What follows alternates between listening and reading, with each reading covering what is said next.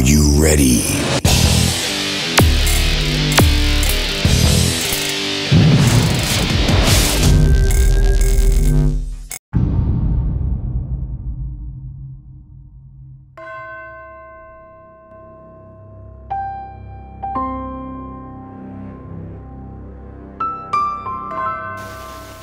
Shalom teman-teman, apa kabarnya hari ini? Semoga teman-teman semua dalam keadaan yang baik dan tetap bersuka cita.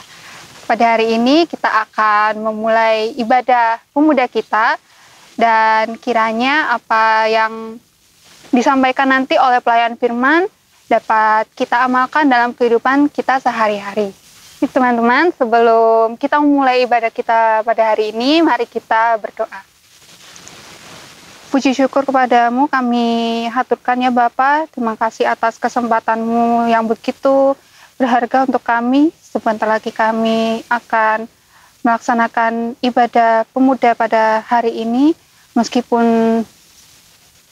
kami lakukan secara daring, namun kiranya ibadah ini dapat menjadi berkat sukacita bagi kami. Berkati juga pelayan yang akan memberitakan firman-Mu ya Bapak. Kiranya firman-Mu ini dapat kami mengerti, pahami, dan kami amalkan dalam kehidupan kami sehari-hari. Terima kasih ya Bapak, kami serahkan ibadah kami dari awal hingga akhirnya ke dalam tangan-Mu. Dalam nama Tuhan Yesus kami sudah berdoa. Haleluya, amin. Mari kita bernyanyi bertemu dalam kasih-Nya.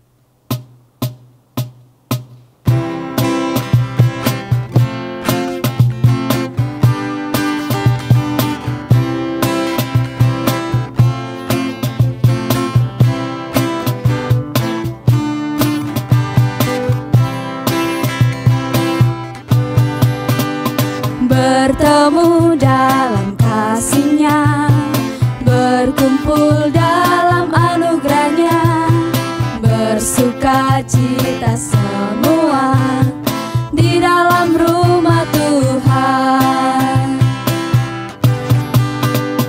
Bertemu dalam kasih-Nya, berkumpul dalam anugerah-Nya, bersuka cita semua di dalam rumah Tuhan. Oh saudaraku dan saudariku, Tuhan cinta dan mengasihimu. Mari bersuka cita semua di dalam rumah Tuhan.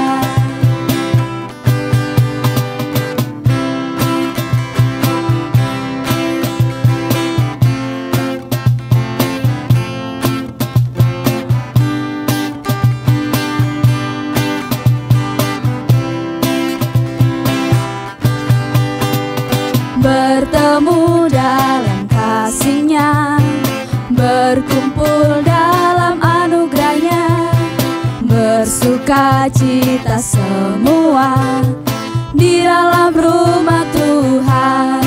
Oh saudaraku dan saudariku, Tuhan cinta dan mengasihimu. Mari bersuka cita semua di dalam rumah Tuhan, di dalam rumah Tuhan, di dalam rumah Tuhan. Mari kita menyanyikan lagu Roh Kudus hadir di sini.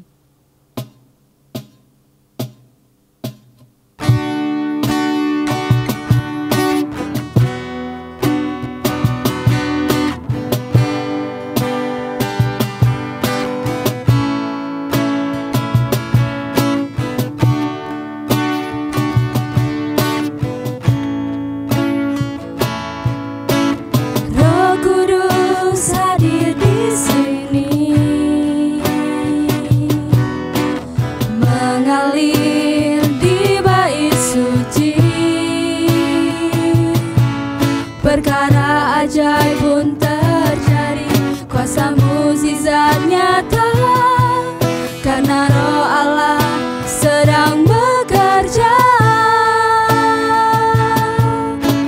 Roh Kudus hadir di sini, mengalir di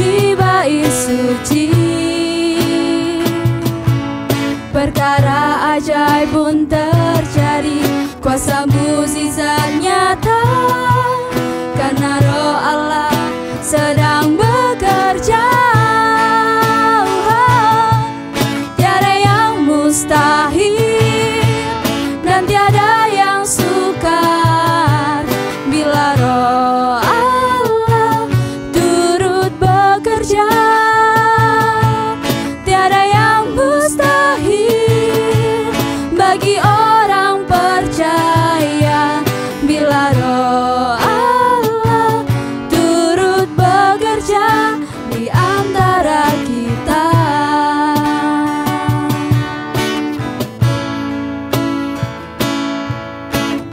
Firman-Mu pelita bagi kakiku, terang bagi jalanku. Firman-Mu pelita bagi kakiku, terang bagi jalanku.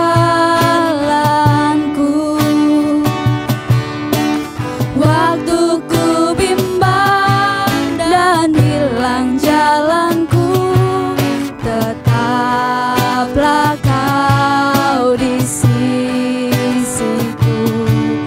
Dan takkan ku takut asal Kau di dekatku, besertaku selamanya. Firman-Mu pelita bagi kakiku, terang bagi jalanku. Firman-Mu pelita bagi kakiku, terang bagi jalanku.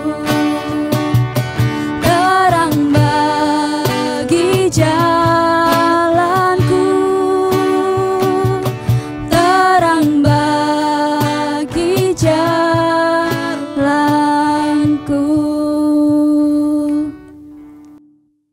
Shalom teman-teman pemuda.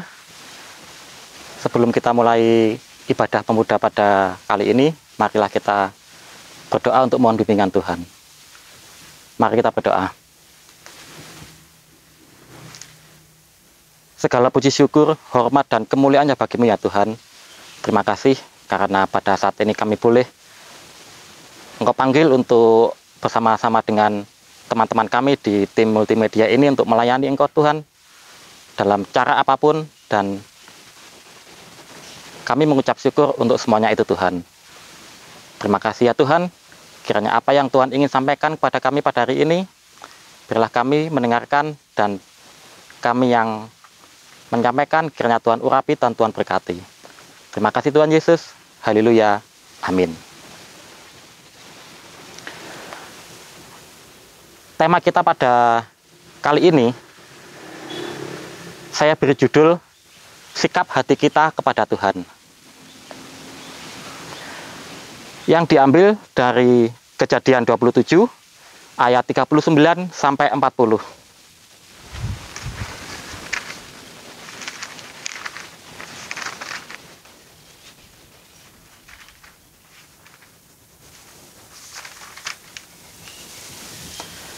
Yang demikian firman Tuhan.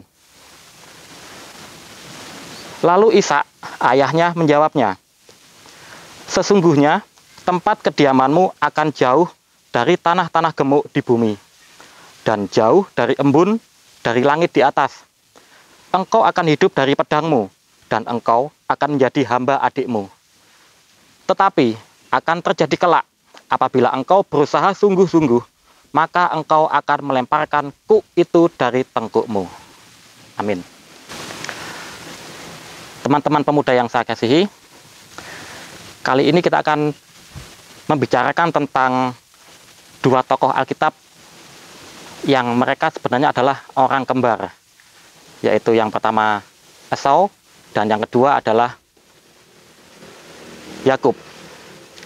Nah, kita akan belajar dari Esau, karena selama ini kita sudah sering mengenal sosok Yakub sebagai orang yang dipilih Tuhan, dan kita akan belajar tentang Esau. Teman-teman yang saya kasihi, kalau kita berbicara tentang dua orang ini, kita pasti ada hal-hal yang sangat ingin kita perhatikan. Yang pertama adalah saat Esau dia menjual hak kesulungannya dengan semangkok kacang merah.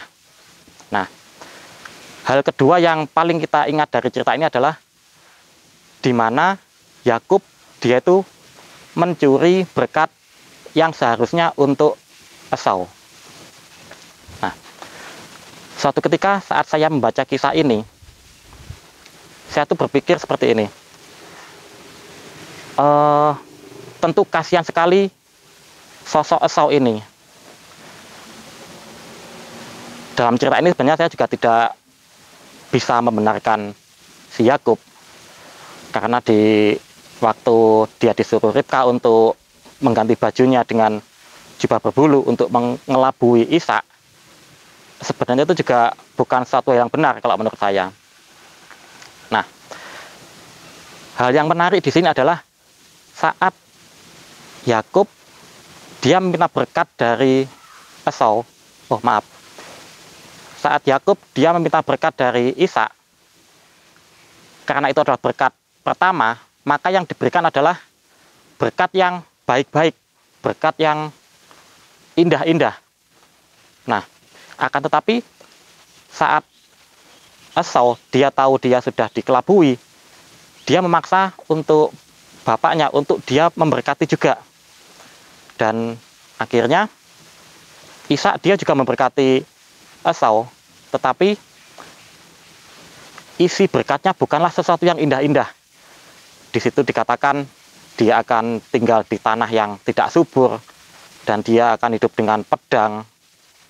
Bahkan dikatakan juga dia akan menjadi hamba dari adiknya.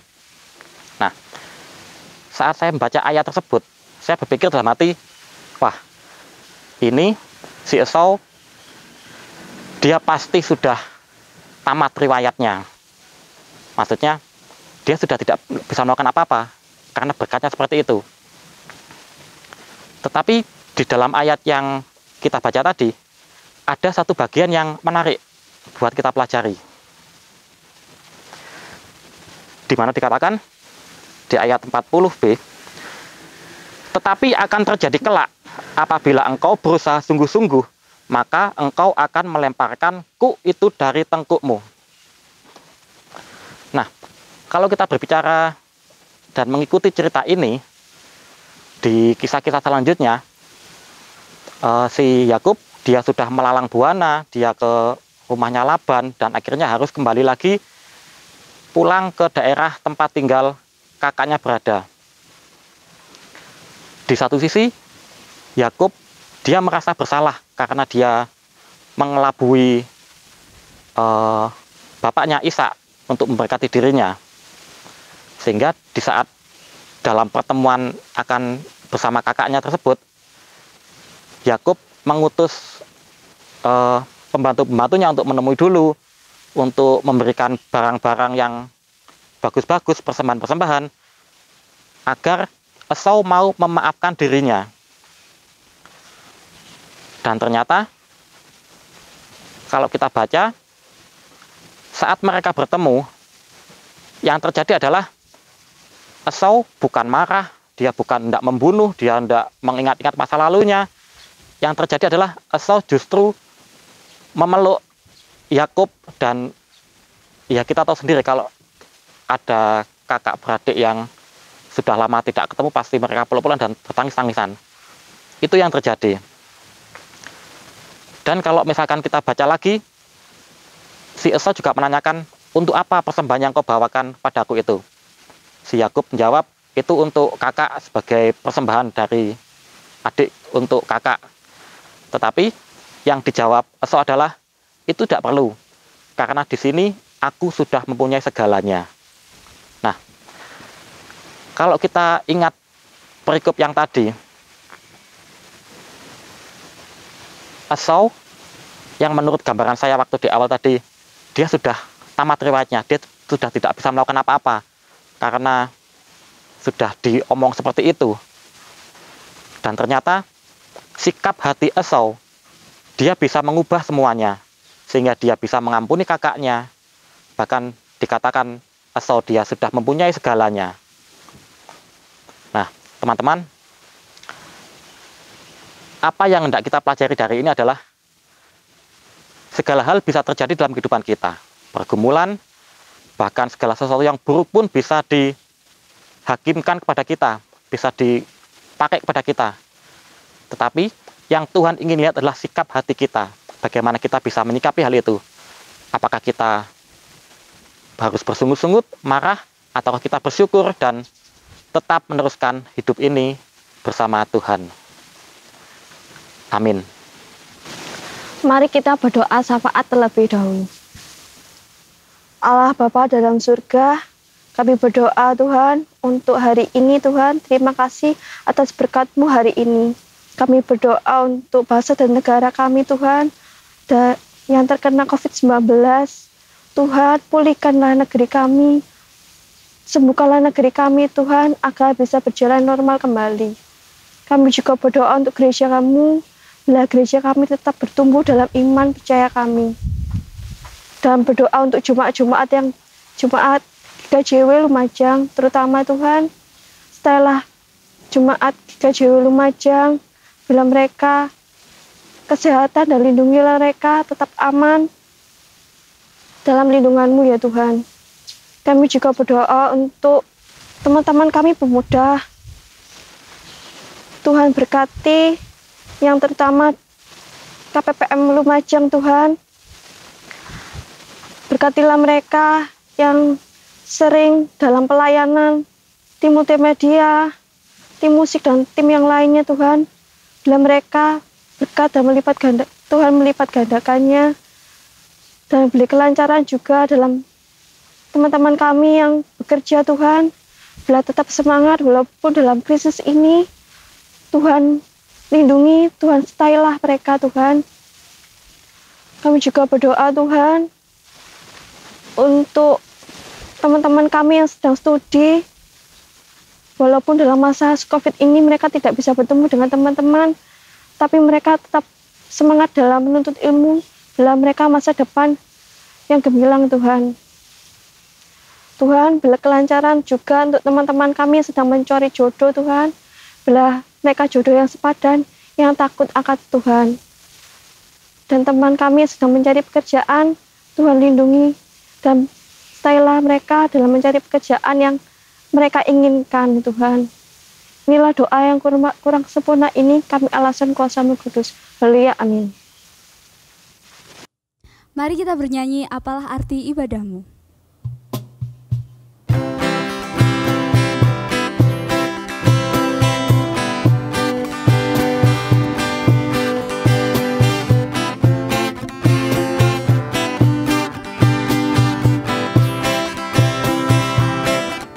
Apalah arti ibadahmu kepada Tuhan, bila tiada rela sujud dan sungkur. Apalah arti ibadahmu kepada Tuhan, bila tiada hati tulus dan syukur. Ibadah sejati jadikanlah persembahan. Ibadah sejati kasihilah sesamamu. Ibadah sejati yang berkenan bagi Tuhan, jujur dan tulus, ibadah murni bagi Tuhan.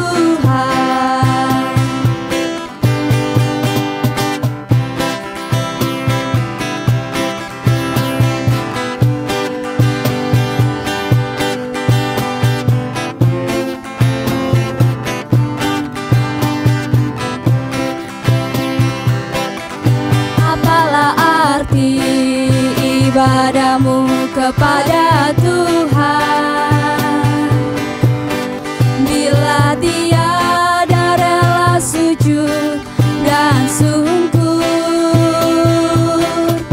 Apalah arti ibadahmu kepada Tuhan,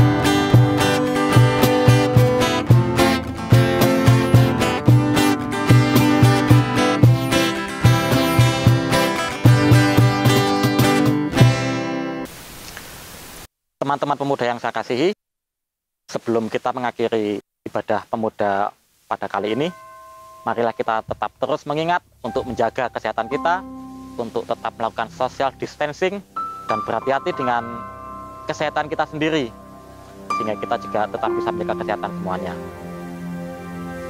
Mari kita berdoa.